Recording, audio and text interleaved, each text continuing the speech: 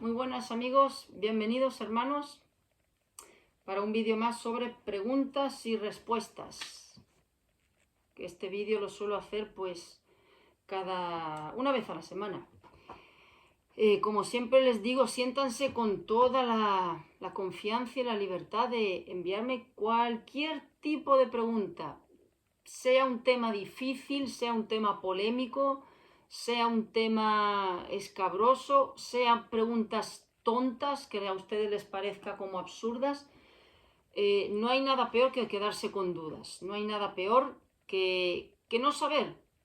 Así es que se aprende preguntando, se aprende diciendo no sé, así es como se aprende. Y como digo, no solamente es digamos, de bendición para ustedes que pueda aclararle alguna pregunta con la ayuda de Dios, pero también a mí me sirve, desde luego, porque me lleva pues a leer cosas, a refrescar cosas, a fijarme en otras cosas, a comparar, me ayuda a mí también y es de bendición mutua. Así es que, de verdad, no se queden con ninguna pregunta, con ninguna duda. Cualquier tema, estaré encantada de poder leer la pregunta. ¿Ok?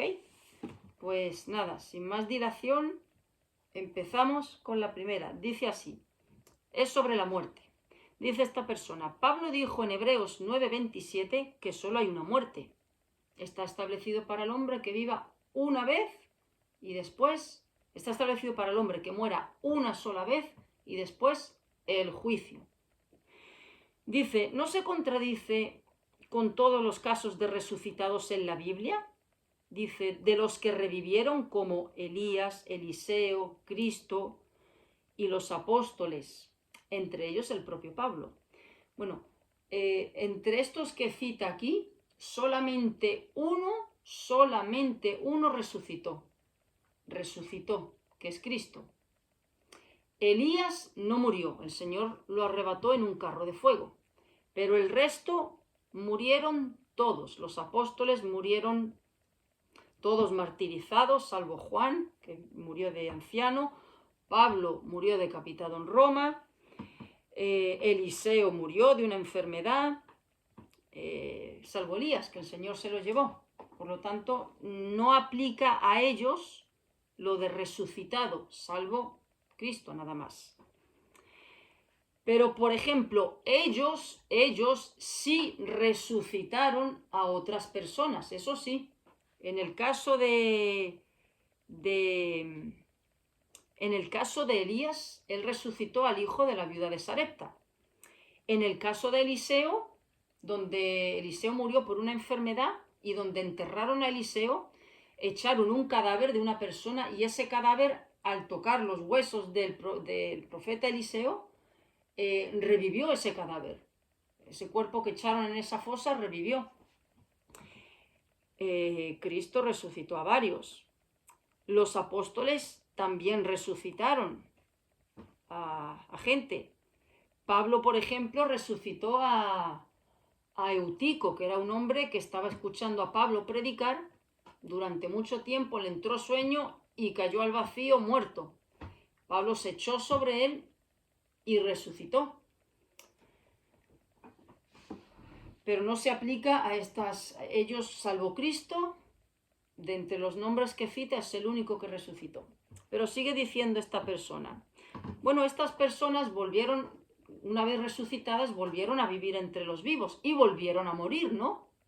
Ya definitivamente. Dice, ¿qué fue de aquellos que una vez resucitados y ya murieron otra vez físicamente, de manera definitiva, pero no se arrepintieron? Dice, ¿no se le aplica a ellos la tercera muerte en vez de la segunda muerte? Bueno, la primera muerte es la física. La primera muerte es la física. Y la segunda muerte es la muerte espiritual, que es la separación de ese alma de Dios eternamente. Si leemos en Apocalipsis 21:8 dice, los cobardes, incrédulos, abominables, homicidas, fornicarios, hechiceros, idólatras, serán lanzados al lago que arde con fuego y azufre, que es la muerte segunda. Esa es la segunda muerte. Hay dos muertes para el que no es salvo. La primera, que es física, y la segunda, que es espiritual. Esa es la muerte segunda, que es el alejamiento por toda la eternidad de ese alma de Dios. Ahora, ¿qué podría ser? Dice, ¿no se le aplicaría a estas personas la tercera muerte? Bueno, pues sí, la primera muerte murieron físicamente y fueron a ese lugar de separación de Dios, separados de Dios. Ahora bien, en vida fueron resucitados, ¿no?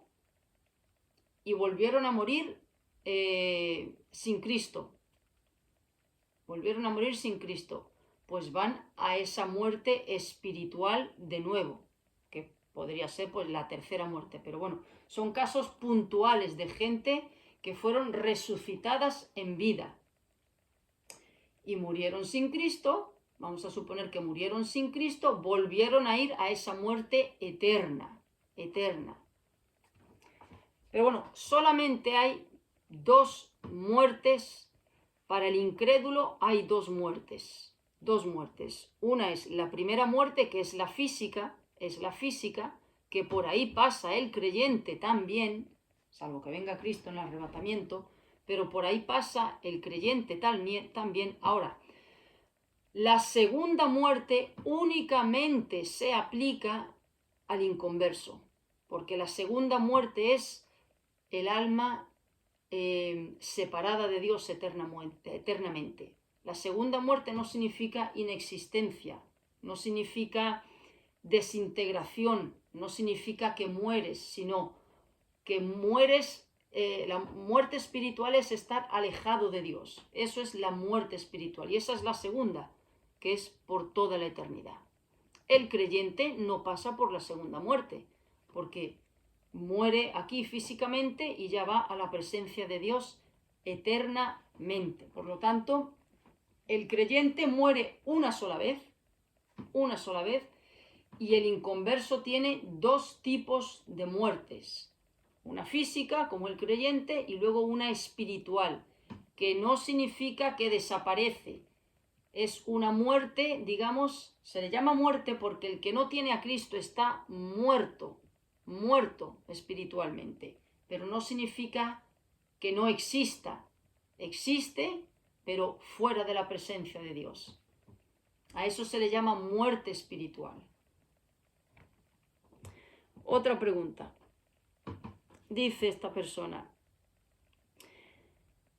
del tema acerca de si podemos ayudar o no a la salvación de otros hermanos, entonces, ¿qué interpretación debemos darle al Salmo 51:15? Salmo 51:15 dice así: Señor, abre mis labios y publicará mi boca tu alabanza. Dice, en ese fragmento el rey David parece indicar que sí tenemos libertad para mostrarles a otros el camino a Dios. ¿No es eso, dice esta persona, no es eso ayudar a la salvación? No digo atribuírsela, pues eso solo le corresponde a Cristo. Bueno, la gran comisión que es ir y predicar el evangelio a toda criatura. La fe viene por el oír. En Romanos dice, ¿y cómo oirán si no hay quien les predique? Todo creyente en Cristo no tiene la opción, no es una opción, tiene la obligación, es una demanda de Dios, tiene la obligación de hablarle a toda criatura sobre la salvación. No podemos influir en esa persona para que sea salva. La salvación es únicamente un acto soberano del poder de Dios. Es Dios el que abre el entendimiento de la persona, es Dios el que da convicción de pecado, es Dios el que da conciencia de condenación, es Él el que da necesidad de Cristo, esa conciencia de que necesito a Cristo, es Dios el que da el arrepentimiento y el que humilla. Todo eso lo hace Dios, nosotros no tenemos ningún poder. Nosotros solo, nuestra única obligación es tirar la semilla. Ahí está la parábola del sembrador. Tira la semilla. Ya está, Dios no te va a pedir cuentas por nada más. Tira la semilla. ¿Podemos ayudar? No podemos salvar, pero sí podemos tirar la semilla. Es lo único, no podemos hacer nada más. Y le añadiría otra cosa, orar. Es lo único que podemos hacer, lo único. No es que ayudemos a la salvación, le mostramos el camino, más bien que ayudar, mostramos el camino. ¿Qué es un cristiano? Un mendigo indicándole a otro mendigo dónde le han dado pan gratis. Eso es un cristiano. Pues eso es lo que hacemos nosotros, simplemente indicar por allí, es el camino de la salvación. No ayudamos a nadie, indicamos, nada más. Otra pregunta. Dice, ¿cuál es la diferencia entre la famosa ira de Dios y el pecado capital de la ira? ¿No hay contradicción? Bueno, lo de capital hay que quitarlo porque Dios perdona absolutamente cualquier pecado. Lo dije, siempre lo digo en el vídeo anterior, no hay pecado pequeñito que Dios diga, este lo perdono. Y no hay pecado demasiado grande que este sea un pecado capital del cual no hay perdón. No, eso no existe. Dios perdona absolutamente todos los pecados. El único que no perdona es la incredulidad. Si uno muere en incredulidad, ahí se fue sin Cristo. Ese es el único pecado que Dios no perdona, el rechazar el Evangelio. Pero Dios perdona absolutamente todo. ¿Cuál es la diferencia? Bueno, la ira de Dios es un atributo. Dios tiene muchos atributos. El amor, la misericordia, la omnisciencia, de que lo sabe todo, omnipresencia, está en todos los lugares. Él es todopoderoso y entre ellos está la ira de Dios, la santidad de Dios, otro atributo suyo, pero la ira de Dios es un atributo suyo, sí, es un atributo, tanto el amor como la ira. Ahora, la ira de Dios es un atributo suyo perfecto, porque Dios se aira contra el pecado. Dios tiene ira santa, una ira santa. ¿Y la ira nuestra? Bueno, ¿es pecado la ira? La ira de nosotros. La de Dios, por supuesto, es un atributo suyo que Él ejerce con perfecta justicia cuando tiene que ejecutarla. Pero, ¿y la ira nuestra? ¿Es pecado siempre la ira nuestra? No, no siempre es pecado. No siempre es pecado. No es pecado cuando la usamos para defender el nombre de Dios. Ejemplo, para defender el honor de Dios. Cuando Moisés recibió las tablas de la ley, que bajó del Sinaí, y vio al pueblo desenfrenado adorando al becerro de oro, ¿qué hizo Moisés? Las 2 tablas que Dios mismo se las dio, con su propio dedo las había escrito Dios. ¿Qué hizo Moisés? ¿Se puso a chillar? No. Cogió las 2 tablas y las lanzó con furia al becerro de oro. Se partieron. Dios le dijo más adelante, hazte otras como las primeras. Pregunta, ¿le reprochó Dios a Moisés ese acto de ira? ¿Se lo reprochó? No, para nada. Eso fue una ira santa, una ira justificada, porque era para defender el nombre de Dios. Por lo tanto, no es siempre pecado la ira. ¿Cuándo es pecado la ira? ¿Cuándo es pecado la ira? Cuando la utilizamos para defendernos a nosotros mismos. Porque el que nos tiene que defender a nosotros no somos nosotros, es Dios. Dios es el que venga nuestros agravios. Dios es el que pone a cada uno en su lugar. Y cuando nosotros intentamos defendernos a nosotros mismos, o se nos va la mano o se nos queda corta. No la aplicamos con justicia. Solamente la ira es justificada cuando la utilizamos para defender el honor de Dios. Esa es la diferencia. Normalmente la ira que empleamos nosotros es siempre para devolver mal por mal, para defendernos, para machacar al otro. De una manera carnal y pecaminosa la utilizamos. Únicamente la ira es justificada cuando la utilizamos para defender el honor y la palabra de Dios, el nombre de Dios. Esa es la diferencia. Ahora bien, la ira de Dios, por ejemplo, leemos aquí perfectamente, ¿qué es lo que está derramando Dios en el infierno? La ira. Dios está derramando en el infierno su ira sobre los condenados que lo han rechazado. Es un atributo suyo y es una ira perfecta, es una ira santa, una ira santa. Por ejemplo, cuando entró Cristo en el templo, tuvo un acto de ira, pero fuerte, ¿eh? Porque dice que sacó a los cambistas, volcó las mesas de los mercaderes, hizo un azote de cuerdas, o sea, fue un acto de ira lo que tuvo, pero fue una ira santa.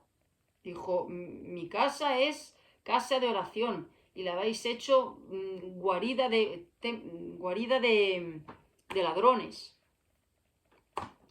Esa es la diferencia. La ira de Dios es siempre para defender.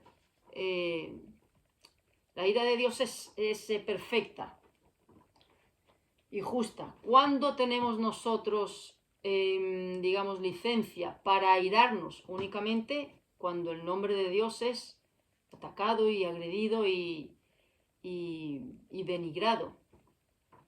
Nuestra ira carnal, siempre está ahí el sello del pecado y no sabemos aplicarla bien. No, es que no sabemos. Además, no nos corresponde a nosotros defendernos a nosotros mismos. No, eso le pertenece únicamente a Dios.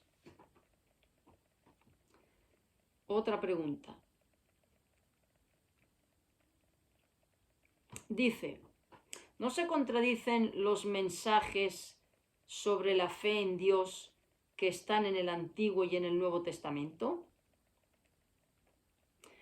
Dice, mientras en el Antiguo se dice que por confiar en Dios y seguir sus mandatos tendrás éxito, como por ejemplo en Josué 1, del 7 al 9. Y dice así, Josué 1, del 7 al 9, es cuando va a entrar a tomar posesión de la tierra prometida y Dios lo que le da es ánimo, lo alienta, lo apoya, le indica cuál tiene que ser su actitud a la hora de tomar la tierra prometida. Le dice, esfuérzate solamente y sé muy valiente para hacer todo lo que hay en la ley. No te apartes ni a diestra ni a siniestra, para que seas prosperado en todas las cosas que emprendas. Nunca se apartará de tu boca este libro de la ley, sino que de día y de noche meditarás en él, para que hagas conforme a todo lo que está escrito. Mira que te mando que te esfuerces y seas valiente. Bueno, lo que Dios le está diciendo aquí a Josué es alentándolo para la toma de la tierra que Dios les había dado. Y es también un mandato a la obediencia, a todas esas leyes que Dios les dio a través de Moisés, incitándolo a guardar su palabra, a ser obediente, a caminar en pos de Dios. Eso es lo mismo que en el Nuevo Testamento. No tiene nada que ver lo que es la fe en Cristo para salvación de lo que es el caminar. Son dos cosas que van unidas, no tiene nada que ver. Porque esta persona dice, en el Nuevo dice que hay que tener fe en Dios mediante Cristo para ser salvos. Y cita una serie de versículos que habla sobre la salvación. Es que son dos temas distintos, Aquí en Josué, como bien he dicho, Dios le está diciendo, Josué, esta tiene que ser tu conducta a la hora de tomar posesión de la nueva tierra. Obedéceme, sé valiente, esfuérzate, no te mezcles con otros pueblos paganos.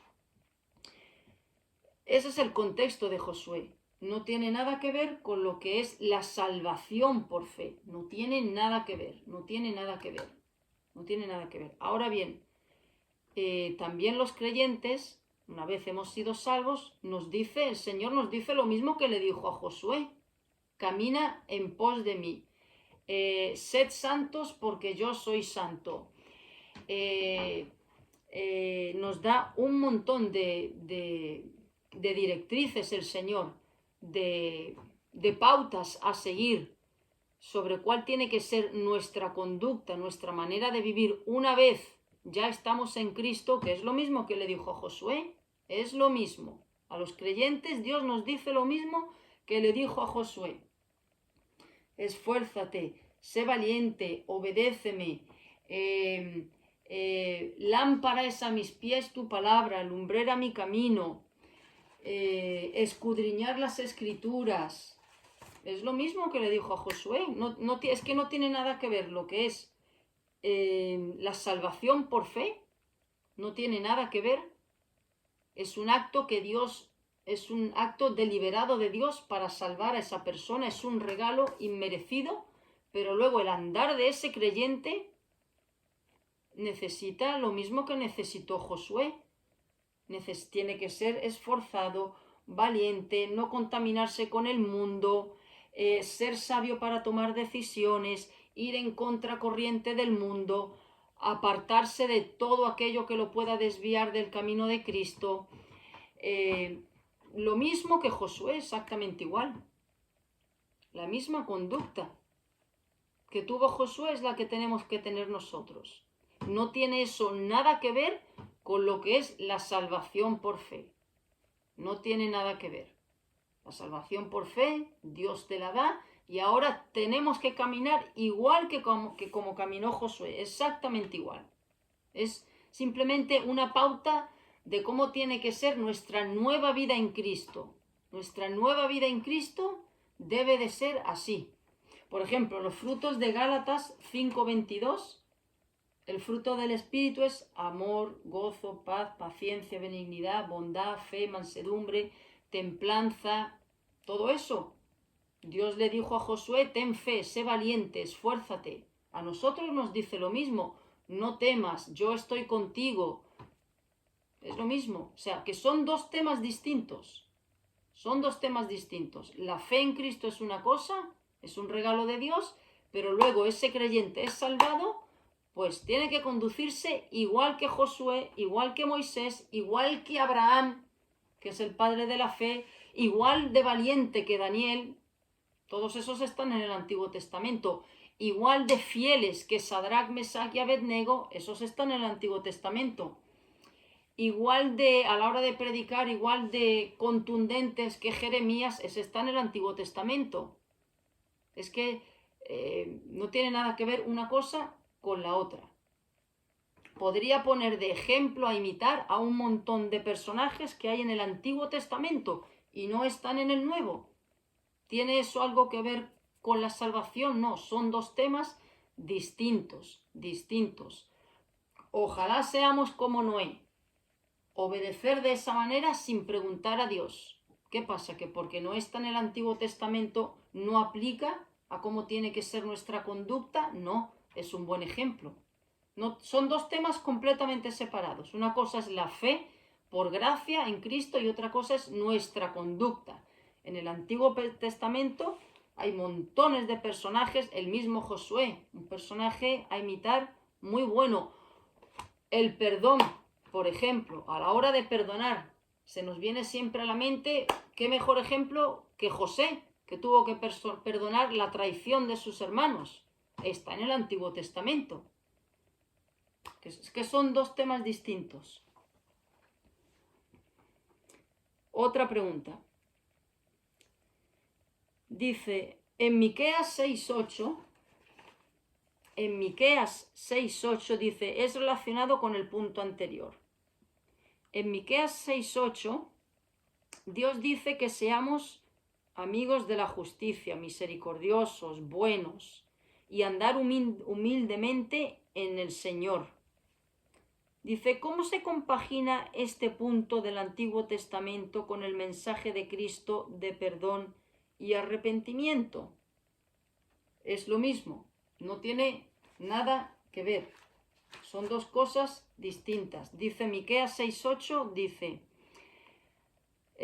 oh hombre, Él te ha declarado lo que es bueno. ¿Y qué pide Jehová de ti? Sino hacer justicia, amar misericordia y humillarte ante tu Dios.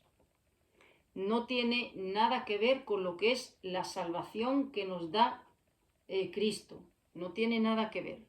Esto se aplica perfectamente a este texto de Miqueas y de tantos del Antiguo, perfectamente al caminar del creyente. Los 10 mandamientos están en el Antiguo Testamento.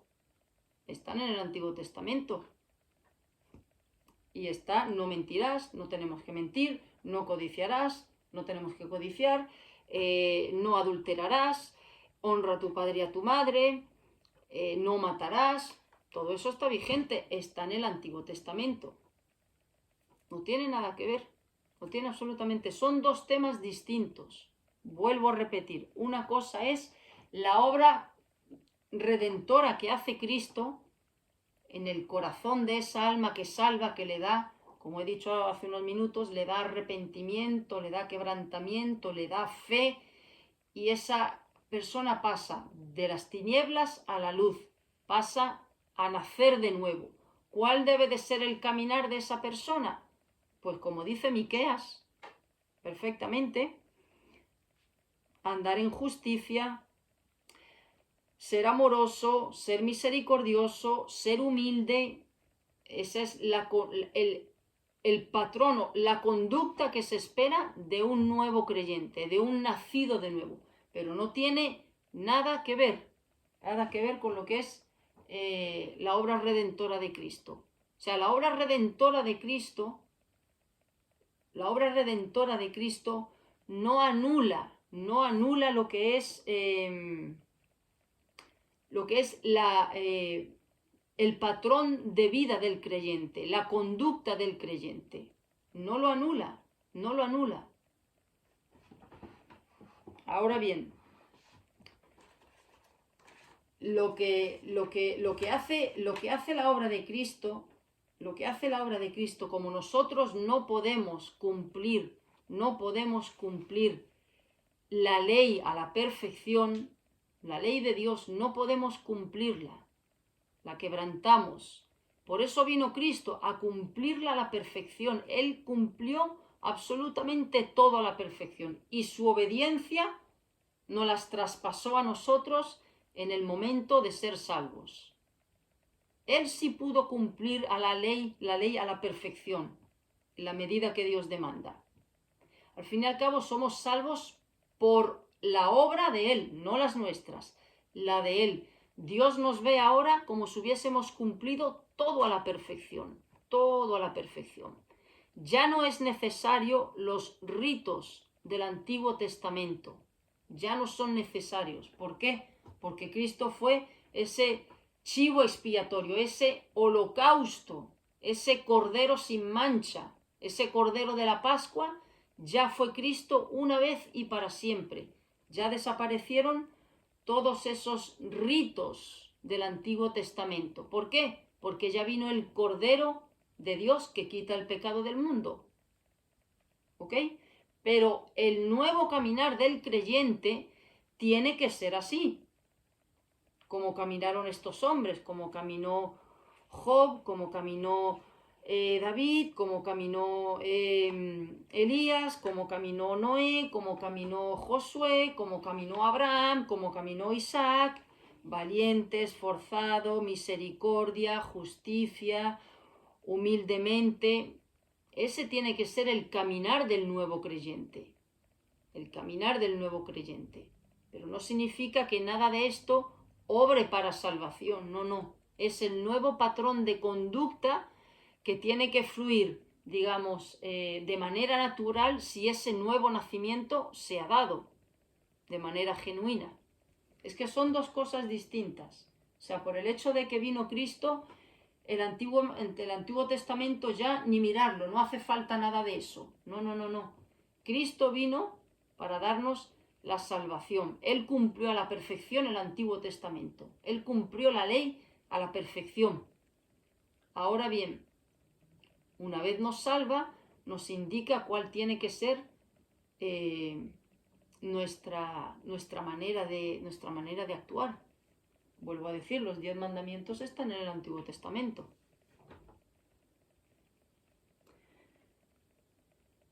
Otra pregunta dice, ¿en qué momento preciso Cristo recibió los pecados de la humanidad? ¿Fue durante el juicio de Pilatos? ¿O fue cuando se ordenó su crucifixión? ¿O fue en el camino al Gólgota? ¿O fue antes? Bueno, la Biblia no dice concretamente en este preciso momento, era cuando estaba cargando. Podría decirse, por ejemplo, esto es mío, personal, mío, no digo que sea así, una opinión mía. Yo pienso que a lo mejor podría haber sido cuando Cristo dijo, Padre, Padre, ¿por qué me has abandonado? En ese momento Dios lo abandonó, tuvo que separarse de él porque estaba encharcado de pecado, cargadito de pecado, con los pecados de todos aquellos que él iba a salvar. Podría haber sido ahí, es mi opinión, no digo que no está escrito, no está escrito, pero mi opinión a raíz de esa frase. Pero a lo mejor eran durante las 6 horas que estuvo colgado en la cruz. El momento de cuando le cayó arriba toda esa manta de pecados. No lo puedo decir porque no está en la Biblia. Podrían haber sido las 6 horas completas o todo el proceso judicial. Pienso yo, que fue pues en esas horas que estuvo en la cruz colgado. Otra pregunta. Se dice mucho que Dios es amor. Pero eso evita que se llegue a enojar con una persona que se olvida de Cristo, de sus mandatos y esté obrando mal. Bueno, Dios dice, la famosa frase de Dios es amor, no la dijo Dios. Perdón, rectifico, la famosa frase de Dios odia el pecado, pero ama al pecador, no está en la Biblia. No está en la Biblia. Esa fue una frase que dijo Gandhi, pero no está en la Biblia. No está en la Biblia, es de Gandhi esa frase. Ahora bien, Dios es amor, efectivamente. De tal manera amó Dios al mundo que ha dado a su Hijo unigénito para que todo aquel que en él crea no se pierda, mas tenga vida eterna. Dios es amor. Pero la Biblia no pone que Dios ama al pecador. De hecho, la Biblia pone lo contrario. La Biblia dice, en el Salmo 7:11, dice Dios es juez justo. Y Dios está airado contra el impío todos los días. Dios está airado contra el impío todos los días. Y también dice Proverbios 3:33, la maldición de Jehová está en la casa del impío. Por lo tanto, Dios está airado contra el que no tiene a Cristo en su corazón. Sí, Dios está airado, por supuesto que está airado. Pero mientras hay vida, Dios le está concediendo oportunidad a esa persona. Pero Dios está airado, lo dice la Biblia, Dios está airado contra el impío todos los días.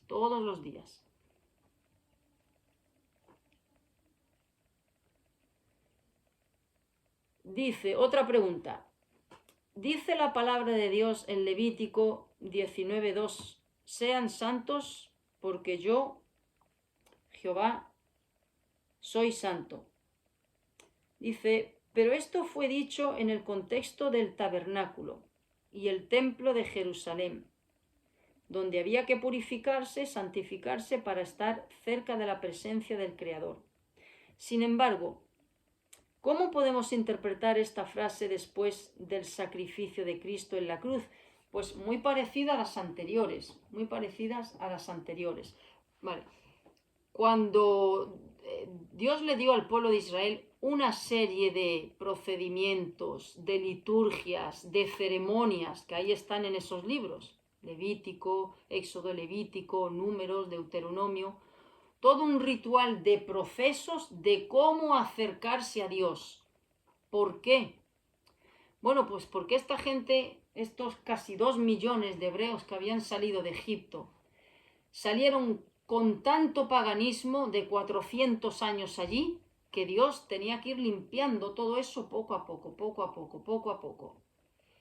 Y les dio, digamos, todos esos liturgias, todos esos actos de purificación, todo ese minucioso procedimiento de cómo acercarse a Dios, todos esos mandatos que le dio a los levitas, a los sacerdotes, era para que tomaran conciencia de la seriedad de Dios, de cómo hay que acercarse a Dios, de cuán en serio toma Dios lo que es la santidad.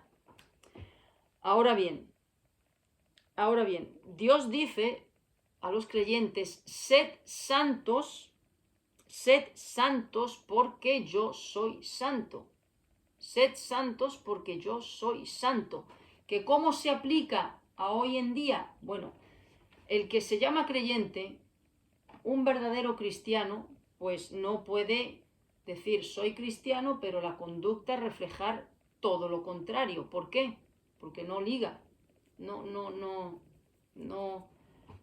hay un antagonismo más grande que profesar con la boca una cosa, pero con tu conducta otra.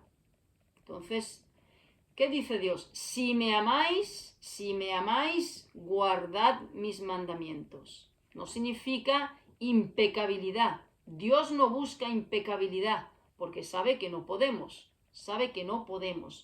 Dios busca una vida de lucha contra el pecado. Una vida consecuente con lo que hemos profesado y a quien decimos que servimos. Eso significa andar en santidad. Sed santos, porque yo soy santo, podría traducirse resumidamente en estas palabras. Si te llamas cristiano, vive en consecuencia con ese nombre que tú dices ser. Eso significa ser santo. No puedes ser cristiano y ver películas porno. No puedes ser cristiano y ser un borracho. No puedes ser cristiana y ponerte una minifalda que se te ve todo. No puedes ser cristiano y, en fin, y el abanico es muy grande, ¿no? De cosas mundanas y carnales, ¿no? Tiene que haber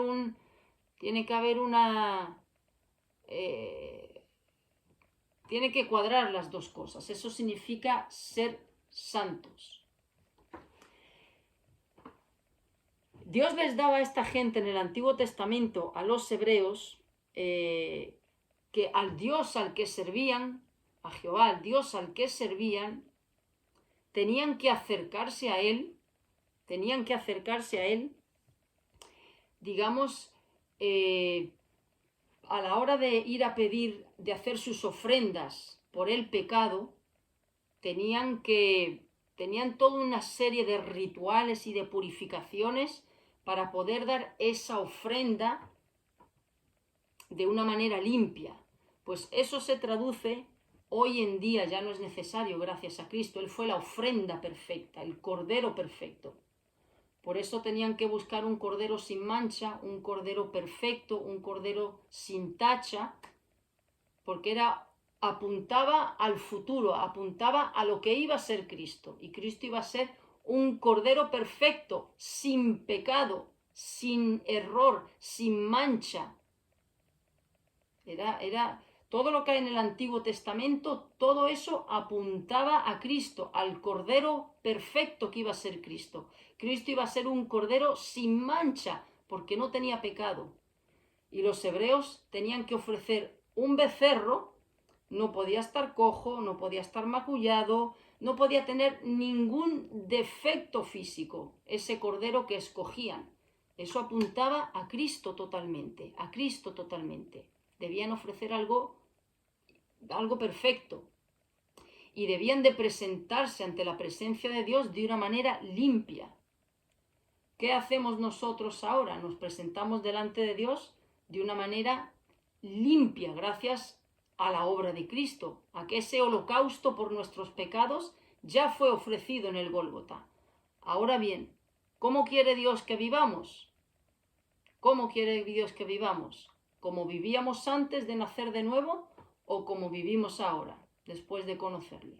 Eso significa, sed santos porque yo soy santo. ¿Has creído en mí? Dices que yo soy tu Señor, que yo soy tu Salvador, pues no puedes vivir como vivías antes. Antes mentías sin problema, ahora no puedes mentir, es incongruente. El diablo es el padre de mentiras. Si tú dices que eres mi hijo, no puedes vivir, no puedes mentir como antes. O sea, es ser consecuente con lo que profesas. Ese es el proceso de santificación, parecernos más a Jesús en carácter, parecernos más a Él cada día. Eso es el proceso de santificación. Otra pregunta. Dice, ¿por qué la tribu de Efraín no fue considerada entre las 12 tribus de Israel para ser salvadas? Apocalipsis 7, capítulo 7, versículos 1 a 8. ¿Qué hicieron los efraínitas para ser descartados? Bueno, creo que es donde habla de los 144.000 sellados en Apocalipsis. Es este capítulo donde habla de los 144.000 sellados.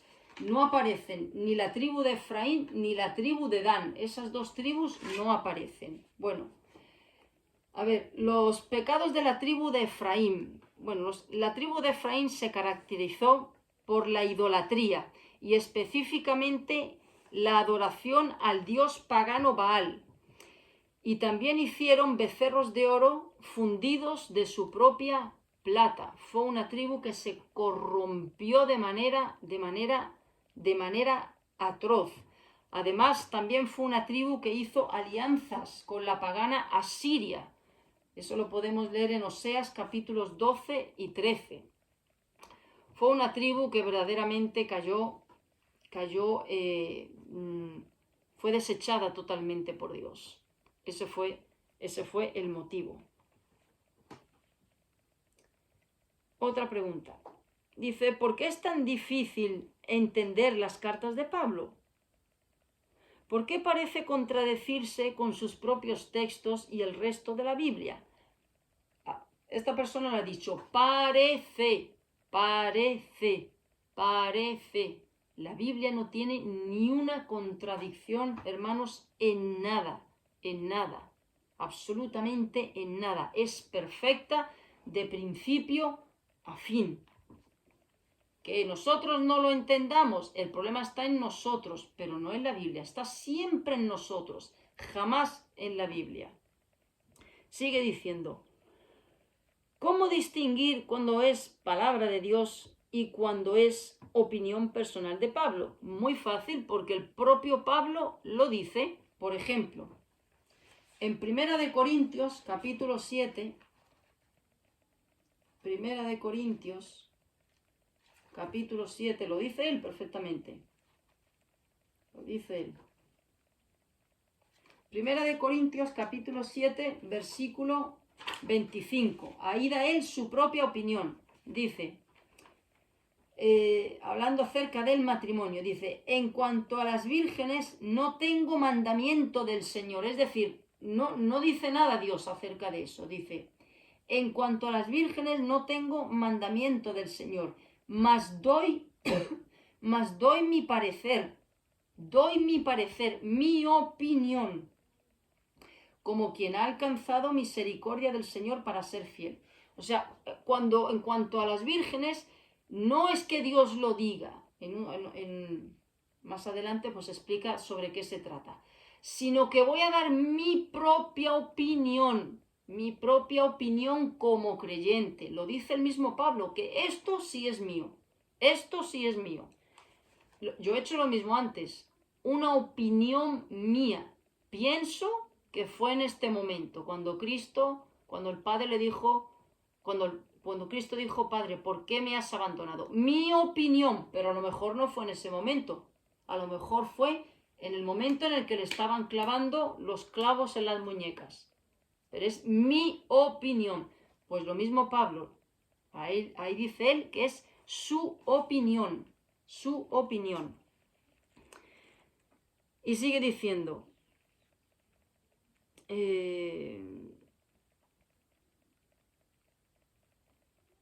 dice esta persona, pongo de ejemplo Romanos 2 del 5 al 11. Romanos capítulo 2. Romanos 2 del 5 al 11. Dice en Romanos del capítulo 2 del versículo 5 al 11 dice, parece dar a entender que una persona es salva por obras, cuando en líneas antes, en Romanos 1, versículos 16 y 17, dice que la salvación es por fe. No, siempre la salvación es por fe. En el capítulo 2 lo que está expresando Pablo es el juicio de Dios, el juicio de Dios. Concretamente voy a leerlo, dice, capítulo 2, versículo 5 al 11, dice, pero por tu dureza y por tu corazón no arrepentido, atesoras para ti mismo ira, para el día de la ira y de la revelación del justo juicio de Dios, el cual pagará a cada uno conforme a sus obras.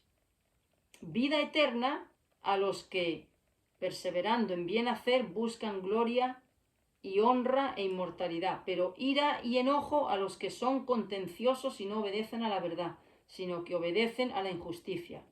Tribulación y angustia sobre todo ser humano, que hace lo malo, al judío primeramente y también al griego. Porque no hay acepción de personas para con Dios. Bueno, cuando dice el cual pagará a cada uno conforme a sus obras, es que vamos a ser, los que se condenan van a ser juzgados por sus obras. Sus propias obras los van a condenar, sus propias obras los condenan. Dios va a juzgar cada obra de cada ser humano va a ser juzgada, la más pequeñita y la más grande. Toda obra de cada ser humano que ha existido sobre esta tierra va a ser juzgada. Los que van al infierno, Dios va a juzgar todas sus obras y van a ser lanzados allí por méritos propios, porque sus obras los condenan. Ahora bien, ¿qué pasa con las obras del creyente? También van a ser juzgadas. Pero en el creyente, ¿qué es lo que va a ser juzgado? ¿Qué es lo que va a ser juzgado? ¿Qué es lo que va a ser juzgado? Los creyentes vamos a ser juzgados no para condenación, porque ya no hay condenación. O sea, la deuda pendiente ya fue cancelada por Cristo. Nuestro destino eterno, que era el infierno, ya lo cambió la obra de Cristo. En los creyentes lo que va a ser juzgado es desde que conocimos a Cristo hasta que nos llame a su presencia. Es nuestra nueva vida en Cristo. Eso es lo que va a ser juzgado, pero no para condenación, sino para recompensa, según cómo haya sido nuestra vida en Cristo. Para recompensas. No es lo mismo, por ejemplo, donde esté un mártir, que donde va a estar un hermano que, pues, que vivió una vida sin hacer prácticamente nada para el Señor, tranquilo, ahí leía su Biblia, sentadito en el banco de la iglesia, y no hizo nada, no vivió una vida acomodada, salvo, por supuesto, salvo, igual que el mártir, exactamente igual, porque a los dos fueron salvados no por nada que hicieron, sino por la obra de Cristo, pero uno va a tener más recompensa que el otro, más recompensa, porque uno dio su vida por Cristo, el otro no, pero los dos son salvos, los dos van a disfrutar de la presencia de Dios. Pero aquí lo que está hablando es de las obras que Dios va, o sea, el que se va al infierno, Dios lo va a echar ahí por sus obras, por sus malas obras. Eso es lo que dice. Y Romanos 1, 17 y 18, 16 y 17, habla, el justo por la fe vivirá. El justo es el que ha sido justificado por Cristo. Y va a vivir eternamente gracias a ¿qué? A la obra de Cristo, que la recibió por fe, por fe, por fe. Quiero dejarlo, porque muchas preguntas son de este tipo, del Antiguo Testamento con el Nuevo Testamento. Al final, porque son muy parecidas todas. Hay como una especie de confusión entre el Antiguo Testamento y el Nuevo Testamento, cómo se compagina eso. Voy a terminar todas y al final hago un pequeño resumen porque son muy parecidas. Dice, otra pregunta. Todas estas anteriores que he leído van en la misma sintonía. Entonces, al final, para que no se quede un poquito más esquematizado, lo voy a resumir. Otra pregunta dice.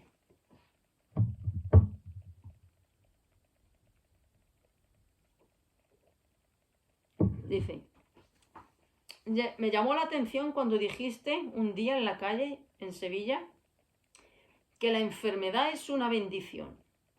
Sí, lo dije, es verdad. Dice, ¿en qué libro, capítulo y versículos te basas para decir eso? En ninguno. Fue de cuando, y dice esta persona, fue de cuando el apóstol Pablo habló de la espina o aguijón en la carne y por la cual oró a Dios para que se la quitara y no se la quitó, para que se la quitase y no se la quitó. Bueno, yo dije esa frase, sí, creo que la he dicho en más de una ocasión. ¿Viene en la Biblia? No, no viene en la Biblia, no viene en la Biblia, es una opinión mía, pero yo nunca dije en la Biblia viene que la enfermedad es una bendición, no lo he dicho así, jamás. He dicho la enfermedad es una bendición, pero no he dicho en la Biblia viene que es una bendición, no. A ver, yo hago esta pregunta porque yo me la he hecho. Imaginaos que el médico nos hace un chequeo y en el chequeo nos dicen, pues mire, se ha detectado esto y su esperanza de vida es de 5 meses. Yo estoy segura, pero completamente segura, que nuestra vida cambiaría, nuestras decisiones, nuestra perspectiva. Haríamos cosas que tendríamos que haber hecho hace mucho tiempo. Dejaríamos cosas que teníamos que haber dejado hace mucho tiempo. Pero ¿cuándo uno toma esas decisiones? Cuando ve lo feo delante, ¿no? Cuando ve la seriedad del momento, cuando ve a lo que uno se tiene que enfrentar. La enfermedad hace recapacitar mucho, pero muchísimo, muchísimo. Y voy a hablar del creyente, no voy a hablar del inconverso. En el inconverso, ¿por qué es buena la enfermedad? ¿Por qué es buena la enfermedad?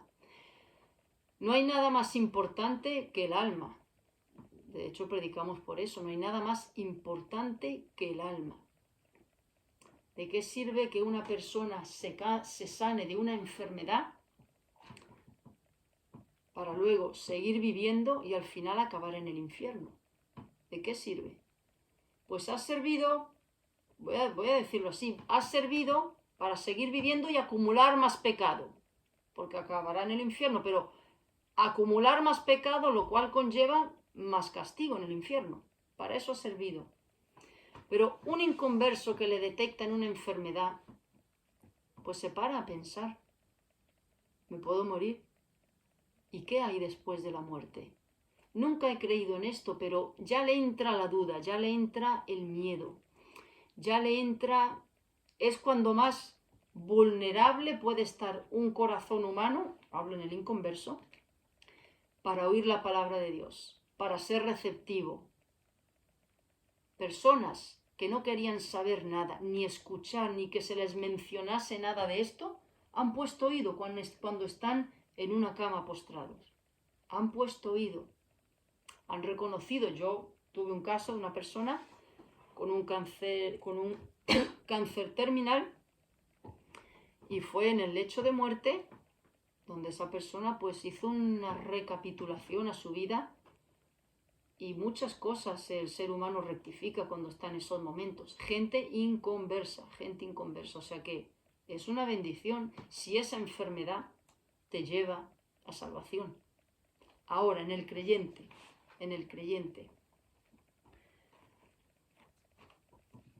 ¿cómo estamos viviendo como creyentes? ¿De qué manera? ¿Cuántas cosas haríamos si ese diagnóstico fuese 5 meses de vida le quedan? Seguramente muchas cosas que teníamos pendientes con otras personas las arreglaríamos y no esperaríamos a que fuese la otra persona que tomase la iniciativa, la tomaríamos nosotros. Dejaríamos a un lado el orgullo, la soberbia, el rencor. Todo eso se quedaría a un lado.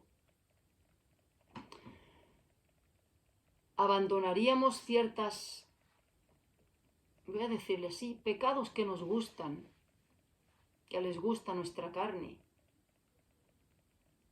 Posiblemente sí, que cada uno piense, porque cada uno sabe su historia personal, su récord, sus debilidades.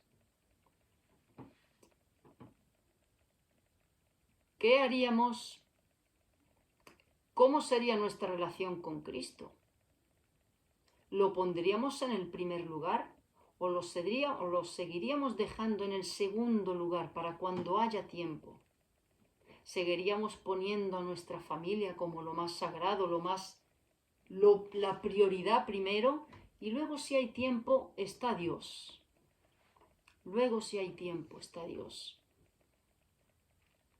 Nuestros proyectos personales, nuestras agendas particulares, nuestros sueños de ser felices y cumplir esas metas que teníamos pendientes, quedarían a un lado.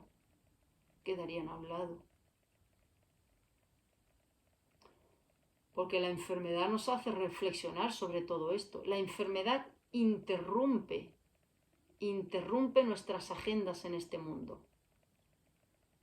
Nos pone delante la posible muerte y nos hacen valorar lo único que tiene sentido, que es nuestra relación con Dios. Es lo único que tiene sentido, Colocan a la familia donde tiene que colocarse, no en el primer lugar. Detrás de Dios tiene que estar la familia, el trabajo, detrás de Dios, la salud, detrás de Dios, todo detrás de Dios, todo. Y ponemos a Dios en el primer lugar. ¿Cuántas cosas cambiaría? Dios, a través de la enfermedad, trata con la soberbia humana, con el orgullo, con la autosuficiencia, con la prepotencia, con el egoísmo. Digamos que la espuma de la vanidad, de la carnalidad, del orgullo, de mirarse al ombligo, yo, todo eso queda aparcado. Nos lleva a una relación más profunda con Dios. Nos lleva a un sometimiento a su voluntad. Porque a veces solamente nos sometemos a su voluntad con cosas así. Y es, por ejemplo, con la enfermedad. Estoy hablando concretamente de la enfermedad, porque dije que era una bendición, porque todo esto trae la enfermedad muchas veces, claro que sí, claro que sí. En la enfermedad también podemos experimentar más cercanía con el consuelo de Dios. Porque el consuelo nos lo da Dios en momentos difíciles, ¿no? No en momentos de felicidad. Ahora, yo hago esta pregunta, ¿estaríamos dispuestos a una enfermedad si eso nos llevase, si ese fuese, digamos, el vehículo o el designio de Dios para que le conozcamos más íntimamente? ¿Estaríamos dispuestos a estar postrados en una cama hasta el fin de nuestros días, pero en esa cama postrada poder conocerlo más íntimamente? ¿Poder descubrir más pecados internos nuestros? ¿Poder ver más nítidamente la maldad de nuestro corazón? ¿Poder ver más grande su amor y misericordia por el regalo de la salvación? Porque Dios nos tiene que parar muchas veces para que pensemos en todas estas cosas. Pregunto, ¿estaríamos dispuestos a esa intimidad, a esa profundidad con Él, como Job? De oídas te había oído, pero ahora te conozco, después de haber pasado por todo esto. Ahora te conozco más. ¿Estaríamos dispuestos a eso? Hay que pensarlo, ¿eh? Porque si escogemos nuestros planes, nuestra comodidad aquí, nuestra felicidad, nuestra familia, nuestra salud, nuestro trabajo, nuestros proyectos, nuestras agendas, nuestros planes, eso primero. Y Dios, bueno, poquito a poco. ¿Estaríamos dispuestos a renunciar a todo eso, a cambio de un poquito más de conocimiento de Dios a través de la aflicción, en este caso una enfermedad? Que cada uno se responda concretamente, no estoy dispuesto a perder todo eso por conocer un poco más a Dios, o estoy dispuesto a perder todo eso, a quedarme en nada en una cama postrado, si eso me va a llevar a conocer más íntimamente a Dios. ¿Qué escogemos? ¿Qué escogemos? Porque Dios puede hacerlo, ¿eh? Dios puede hacerlo. Sí, Dios puede hacerlo. Mirad Job. Ha habido muchos Jobs en el mundo, ¿eh? No solamente el que está aquí en la Biblia. Ha habido muchos. Ha habido muchos. Recuerdo el caso de un hermano, que perdió a su mujer y a sus 5 hijos de golpe en una riada. Se quedó él solo. De golpe, lo perdió todo. Cristiano. ¿Dónde está escrito que Dios nos tiene que librar de malas cosas? En ningún sitio. En ningún sitio. Está escrito en el Evangelio de la Prosperidad, en esos lobos.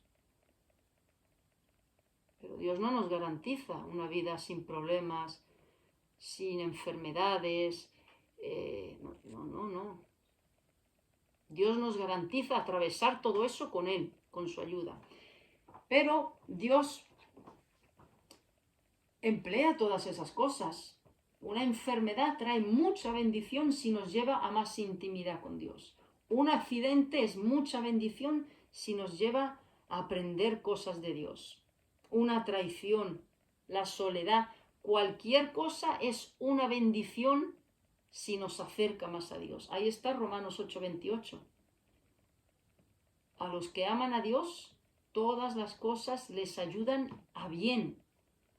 A los que conforme a su propósito son llamados. Ahora, ¿cuál es el bien? ¿Cuál es el bien? ¿La ausencia de problemas? Trabajo, salud, dinero, familia, todo bien. Eso no es nuestro bien. Eso puede ser a veces nuestra desgracia. Nuestra desgracia. Sí.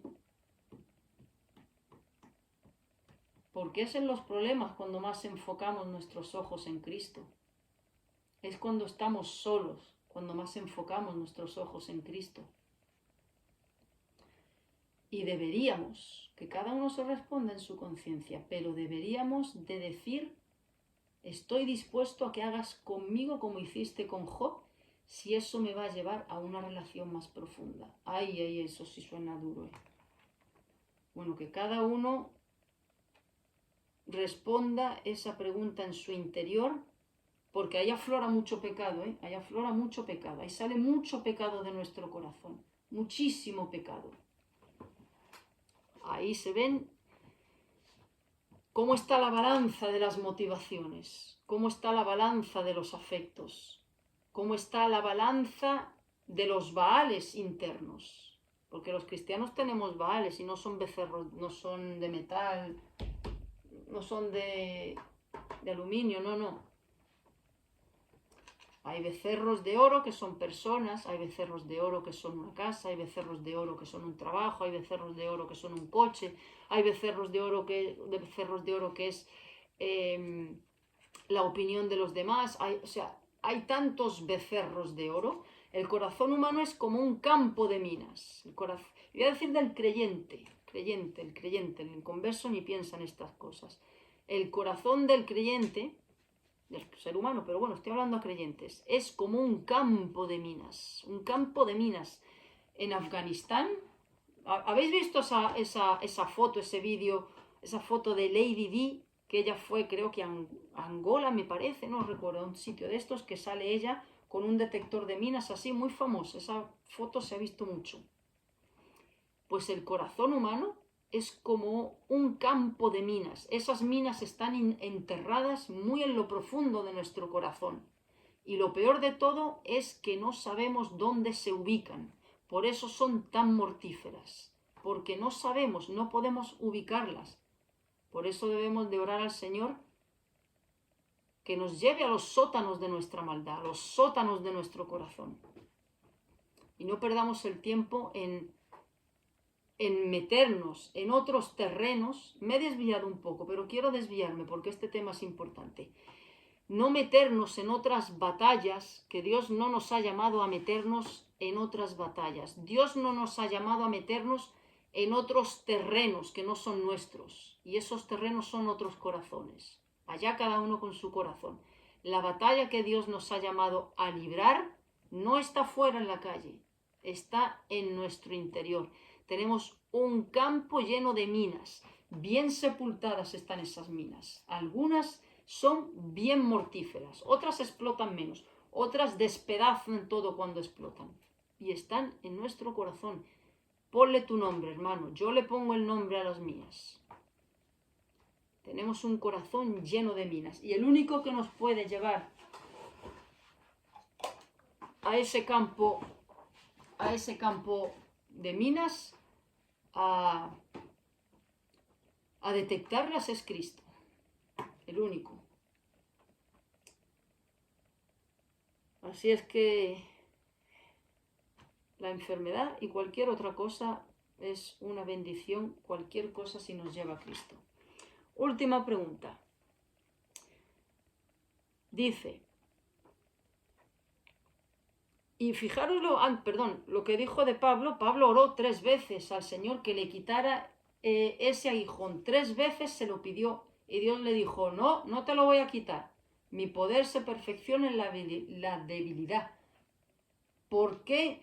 Es un aguijón que dice Pablo que Dios se lo envió para que no se enorgulleciese. Dios sabía que tenía que mantener esa fricción o esa presión o ese problema, porque Pablo era bien orgulloso, Y Dios le puso, digamos, la aflicción perfecta para tratar con su orgullo. Por eso dejemos escoger a Dios el bisturí que Él quiera emplear para tratar con nuestras corrupciones. Porque hay cristianos que se creen que tienen buen corazón, hay cristianos que se creen buena gente. Oye, mientras más malo te veas, eso es un buen síntoma, que Dios te está enseñando cada vez más tu corrupción. Mientras más bueno te veas, revisa tu fe si te ves bueno. última pregunta. Dice, sin afán de querer criticar a otros hermanos cristianos, pero ¿por qué muchos hermanos protestantes se enfocan en cantar alabanzas a Dios, a Cristo y divulgar un mensaje de fe y esperanza, pero sin mencionar con fuerza el perdón y arrepentimiento, y tampoco hablan de Apocalipsis? ¿Será acaso que Apocalipsis es tema tabú entre muchas denominaciones cristianas, que prefieren divulgar un mensaje suave y hasta andan pareciéndose a los del Evangelio de la Prosperidad? Pues llevas toda la razón, hermano, en lo que dices. Vuelvo a repetirlo, esto ya lo he dicho varias veces. Si no se habla del pecado, de la santidad de Dios, de la ira de Dios, de la justicia, del juicio de Dios, de la depravación total del ser humano, de la incapacidad para salvarse, de la obra redentora de Cristo, que es perfecta y para siempre, que el ser humano es incapaz de hacer nada. Si no se habla del infierno, del castigo eterno y del cielo y de la segunda venida de Cristo, es mejor que no tengas el nombre de Dios en tu boca. Porque para predicar un evangelio demoníaco, porque un evangelio azucarado, un evangelio aguado, descafeinado, es más mortífero que no hablar. Es más mortífero. Bueno, ¿que por qué no quieren hablar? Bueno, pues podría aquí decir muchos motivos. Bueno, por ejemplo, en el caso de las iglesias, porque se vacían muchas de ellas, la gente lo que quiere son cosas que les motiven, que les alegren, promesas, que todo eso es verdad, está en la Biblia, pero solo quieren promesas, esperanzas, tú eres un campeón. Digamos que es un discurso, digamos, motivacional, que lo podría dar perfectamente cualquier psicólogo secular de la calle. Cualquier psicólogo secular de la calle lo podría dar. Eso es lo que la gente quiere oír. Pasaba lo mismo en el Antiguo Testamento. Lean Jeremías e Isaías. Lo mismo, la gente quería cosas bonitas. Lo mismo que pasa ahora. ¿Qué es lo que quiere la gente? Dios te ama, Dios te va a arreglar tu matrimonio, Dios te entiende, Dios te consuela, Dios te ayuda, Dios es amor, Dios es misericordia, somos todos hijos de Dios. El Señor entiende eso es lo que a la gente le encanta. Pero la gente no quiere oír, arrepiéntete, Dios está airado contigo, si mueres en esa condición vas al infierno. El ser humano no quiere oír eso, entonces es un mensaje del Evangelio desvirtuado, cojo, amputado. No es la realidad, es un evangelio demoníaco, demoníaco. Por eso Dios dice o tibio, no, dice o frío o caliente, pero no tibio, no tibio. Pues es lamentable, sí, que no hablen de esas cosas, porque el mismo Cristo fue el que dijo: arrepentíos y creed en el Evangelio. Así es que al pecador hay que decirle bien claro su condición depravada, pecaminosa, que es pecador y merece el infierno, y luego presentarle lo que es la gran esperanza, que es Cristo. Eso es lo que necesita el pecador, pero no se quiere empezar dándole las promesas sin enseñarle la lepra moral. El que tiene cáncer hay que decirle: mire, usted tiene cáncer de esto y de esto y de esto, pero aquí tiene el remedio, lo mismo. La gente quiere dar el remedio sin decir la enfermedad, para que no se sienta herido, para que no se sienta mal, para que no se ofenda. Me encanta esta frase de MacArthur y la diré siempre. Si la gente se ofende, deja que se ofenda. El Evangelio ofende. El Evangelio ofende. Si no ofende, lo estás predicando mal. Ofender en el sentido de decir la verdad, las realidades, no insultar a la gente, sino ofender en el sentido de que la verdad expone el pecado, y eso ofende a la gente, evidentemente.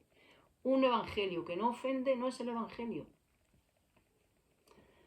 Si la verdad ofende, deja que ofenda. La gente ha estado ofendiendo a Dios toda su vida, decía MacArthur. Qué gran verdad. Pues hasta aquí, pero como dije, resumir, porque hay muchas preguntas sobre el Antiguo Testamento, cómo se compagina con el Nuevo. Ha habido ahí varias muy parecidas unas de otras. Lo resumo muy cortito, un poquito, porque quiero que quede claro. Cristo vino y cumplió la perfección de la ley. Él dijo, no he venido a abrogar la ley, he venido a cumplirla. Gracias a la obediencia de Cristo, Cristo nos trasladó esa obediencia a nosotros. Dios nos ve ahora a nosotros como si hubiésemos vivido la vida perfecta que Él nos demandaba vivir, gracias a que Cristo cumplió a la perfección la ley.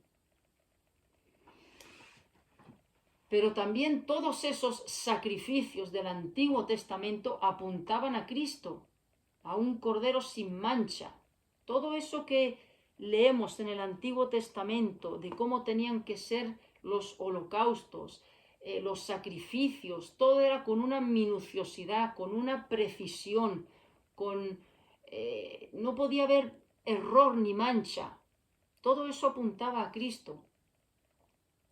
Y Cristo fue el Cordero perfecto que quitó nuestros pecados una vez y para siempre. Y ya no hay necesidad de hacer ese tipo de sacrificios porque ya vino Cristo, que fue el sacrificio perfecto que borró todos nuestros pecados. Y su obediencia a la ley, cuando Él estuvo en vida, su obediencia a la ley nos la trasladó a nosotros. Dios ve a los creyentes como si fuesen pequeños Cristos, por así decirlo, pequeños Cristos. ¿Qué nos pide Dios ahora? Una de las preguntas era lo de yo Jehová santo soy, sed santos porque yo soy santo. Se aplica hoy en día al creyente. Si eres creyente, vive en consecuencia a lo que eres, hijo de Dios. No puedes ser un hijo de Dios y comportarte como un hijo del diablo, porque avergüenzas a tu padre y digamos que es una negación de la fe. Lo que profesamos tiene que verse reflejado en nuestra conducta. O sea que los 10 mandamientos están en el Antiguo Testamento, siguen vigentes hoy en día. No matarás, no adulterarás, no mentirás. Mandamientos morales siguen vigentes hoy en día. Lo que no sigue vigente hoy en día son todos esos actos litúrgicos para el perdón de nuestros pecados, para poder tener relación con Dios. Todo eso sí que se acabó una vez y para siempre, porque Cristo ya lo cumplió en la cruz. Ahora tenemos acceso directo a Él. Cuando Él murió, el velo del templo se rasgó de arriba abajo, simbolizando que ya no hace falta sacrificios, ya no hace falta holocaustos, ni chivos, ni ovejas, ni vacas, ni nada de eso. Ahora directamente podemos entrar a la presencia de Dios gracias a la obra de Cristo. Es lo que antes hacía el sacerdote levita. Él entraba en el lugar santísimo una vez al año en expiación por los pecados de él y los de todo el pueblo, para el perdón de sus pecados. Ya no hay necesidad de eso. Ya eso lo cumplió Cristo una vez para siempre. Ahora, las leyes morales, como los 10 mandamientos, no matarás, no mentirás, no codiciarás, honra a tu padre y a tu madre, todo eso sigue vigente. También sigue vigente ser amoroso, compasivo, misericordioso, perdonándoos unos a otros. Todo eso sigue vigente. El texto de Miqueas, o de Miqueas, viene también en el Nuevo Testamento. ¿Cuál tiene que ser nuestra conducta en Cristo? Pues igual que Abraham, igual que Isaac, igual que Noé, igual que José, igual que Daniel. Lo que se abolió del Antiguo Testamento son todos esos actos religiosos, litúrgicos, para poder acercarse a Dios. Porque ya lo cumplió Cristo, la salvación es por medio de la fe, gracias a ese holocausto que hizo Él. No sé si queda bien explicado. Si la persona que ha hecho esta pregunta pues tiene alguna duda, pues que me lo vuelva a decir y no hay ningún problema, lo vuelvo a explicar. Pero ese es el resumen, porque son muy parecidas unas a otras, son muy parecidas. Pero bueno, he querido que quede claro. Si no es así, pues no hay ningún problema, yo lo vuelvo a exponer. Pues ya terminamos. Gracias, Señor, por este tiempo. Gracias por poder compartir tu palabra y poder meditar en ella, de tantas promesas, Señor, tantas cosas hermosas que nos has prometido, y tú no mientes, es imposible que tú mientas. Ayúdanos a vivir en consonancia a ese regalo, Señor, que tú nos has dado, que es la salvación. Ayúdanos a honrarte con nuestra conducta, nuestras palabras, nuestros pensamientos, nuestras motivaciones, y danos sabiduría para que vivamos con temor delante de ti, conscientes, Señor, de que nuestra relación queda afectada según cómo vivimos. Gracias por la salvación, gracias por la vida eterna. En el nombre de Jesús, amén. Pues siéntanse, hermanos, con libertad de enviarme las preguntas que tengan sin ningún problema. ¿De acuerdo? Pues hasta la próxima. Gracias.